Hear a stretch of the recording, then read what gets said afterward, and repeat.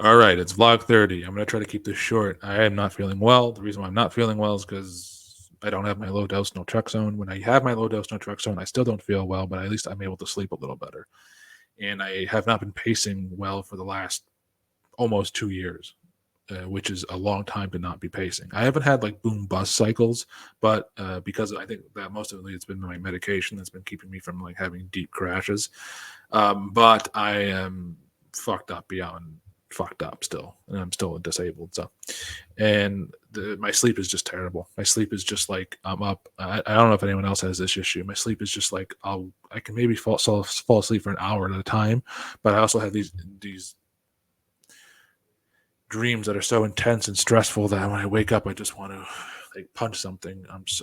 But luckily, I have my energy right now. So, what I want to talk about is to try or not to try a new treatment. So, I've been doing something that I said I wouldn't really do, and I haven't done over the last almost 3 years now, which is look into recovery stories. I have never listened to anyone's recovery story, even on like the CFS Reddit. I just don't care. And the reason why is this is because they're so it's some of it's for me it is triggering. I hate to say that word because I'm not a big fan of it, but it is kind of triggering because it's kind of like, well, what the fuck am I doing wrong, right? The other one is that we don't know what they mean by any of this stuff. It needs further dissection. So, for let me give an example. We don't know if recovery means that they're actually like healthy again. We don't know if remission means that they're healthy again. These two things do not mean that they're recovered in the sense that, oh, I'm just back to normal. And let me tell you what, I watched a recovery video today, and the title was even misleading.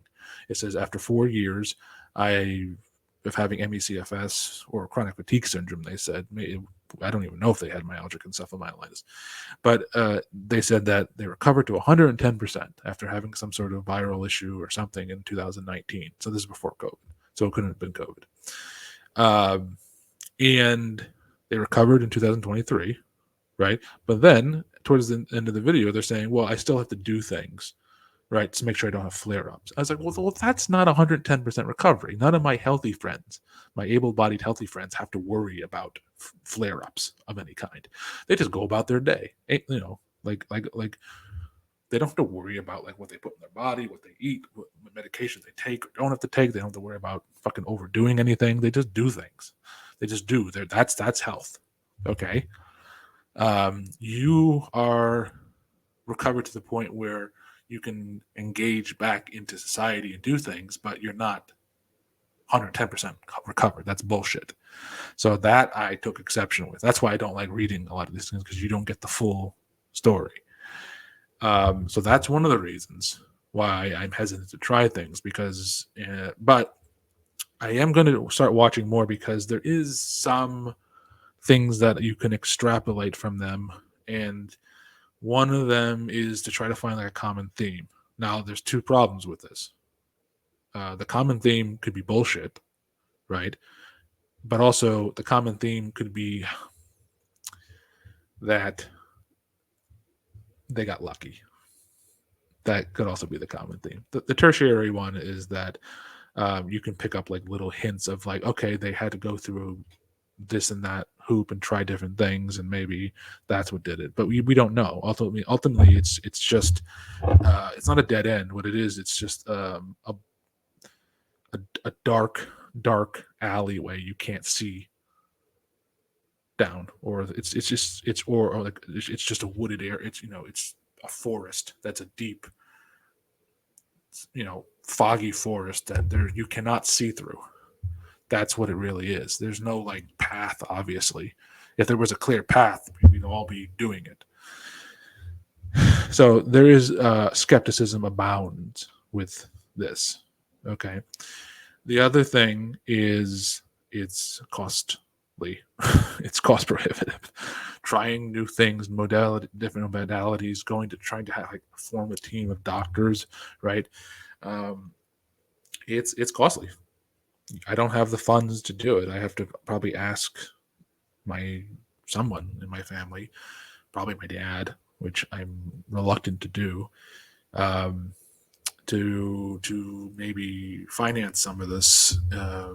not long term, but at least until I can also save up enough from my my Social Security or whatever to do it. And there's that. There is the, I'm sorry to say, there's just the,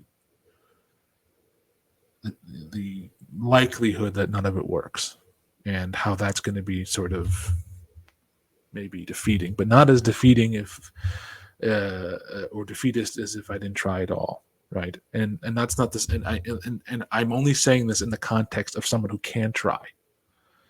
There's people who, again, I fully acknowledge that there are people who are severe and very severe who do not have the ability to just try things like this. So as much as I don't like the whole concept of privilege theory, but this is a distinct privilege I have of being able to at least try things for now. I don't know if that'll change. That's why I'm going to try it now. Well, I still have the ability to. So that also factors into it. And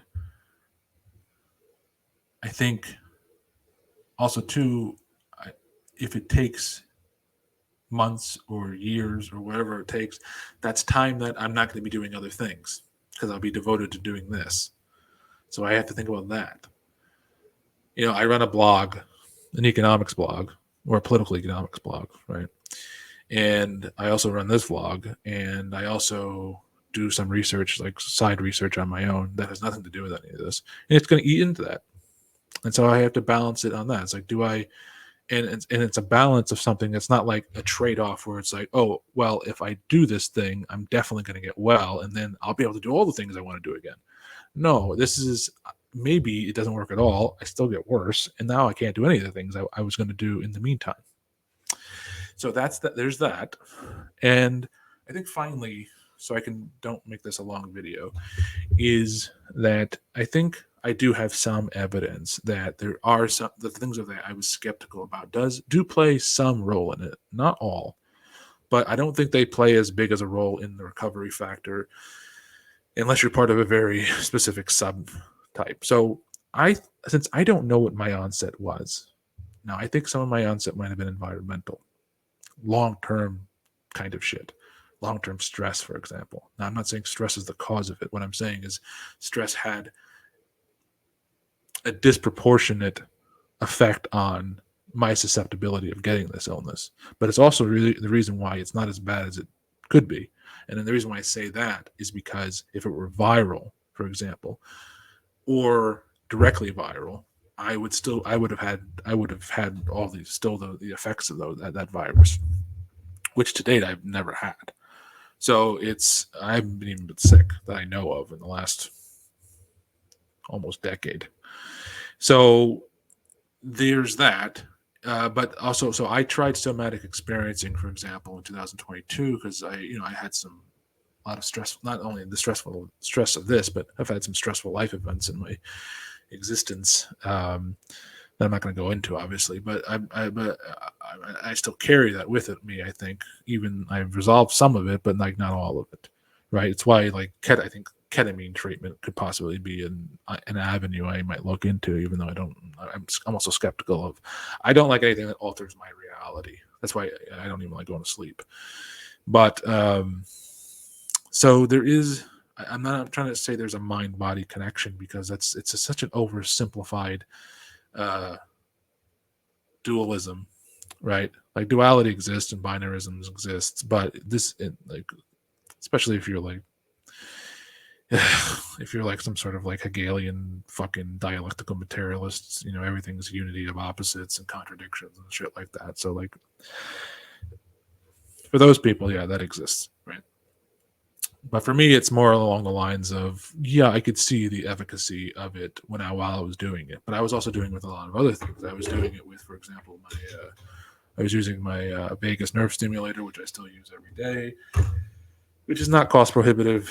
It's only like $80, and you have to like occasionally buy like some of the attachment parts because they wear out over time. And then supplements, I think I'm gonna like ditch some of them because they don't do shit. And I think I'm just going to have to invest some money into doing some testing that I've been putting and delaying off, so I can have some information and data to work off of. You know, the problem is that like some of the testing is also dog shit because, like for example, like if you get tested for like mycotoxins, which are first of all, there's fucking zillions of types of mycotoxins, so there's always going to be mycotoxins in your urine, for example. So to do like a mycotoxin analysis for your in your urine, you're always going to find something. Why? Because everything you fucking eat has mycotoxins in it. Why? Because if you eat meat, for example, right? What do they feed to fucking animals? Well, they feed fucking corn, and that's where mycotoxins are in. It's in fucking every sort of agricultural product on the planet.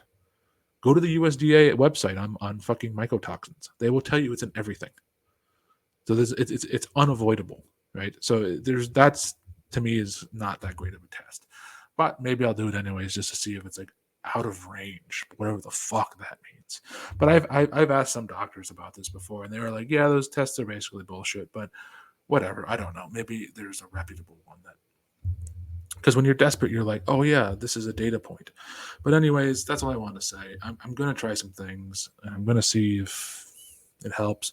Mostly, I think resting is probably honestly the best thing that I've done for myself um, with some of the somatic work that helped me sort of just feel more at ease in my body, which I know sounds fucking corny as shit, but it did help, especially when there was a moment in 2020, end of 2022, I want to say, and this is right before I started feeling a little bit better, was where I was doing my somatic experiencing with the practitioner, and I felt like just normal for 20 minutes or so.